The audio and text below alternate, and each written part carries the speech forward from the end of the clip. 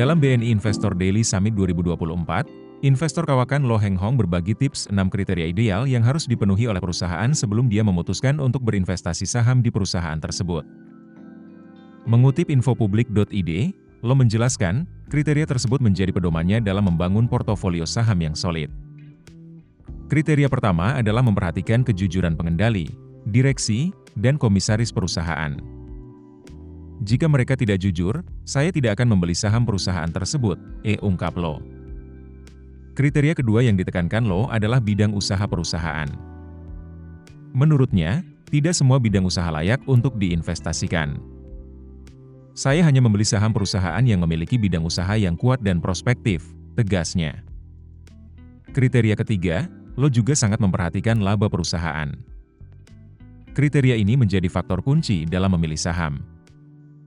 Saya tidak mau membeli saham perusahaan yang labanya kecil. Saya hanya membeli saham perusahaan yang labanya besar, ujarnya. Kriteria keempat adalah pertumbuhan perusahaan. Lo akan melihat apakah laba perusahaan yang diinvestasikan itu bertumbuh atau tidak. Kriteria kelima, Lo menyatakan bahwa valuasi saham juga harus diperhatikan.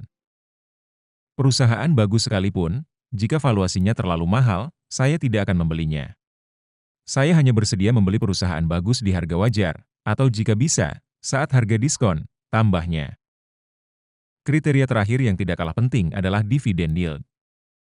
Menurut Lo, dividend yield yang tinggi sangat menarik karena memberikan keuntungan pasif bagi investor. Jika dividen yield-nya besar, tentu saya sangat tertarik. Dividen besar setiap tahun sangat menguntungkan bagi para investor, kata Lo. Oleh karena itu, Lo Heng Hong menekankan pentingnya berinvestasi di perusahaan pemilik kriteria-kriteria tersebut yang dinamakan sebagai Wonderful Company. Lo Heng Hong menyebutkan contoh Wonderful Company adalah sejumlah perusahaan perbankan yang besar, termasuk BNI. BNI adalah contoh Wonderful Company. Laba perusahaan ini besar, dan setiap tahun terus bertumbuh semakin besar, ungkapnya.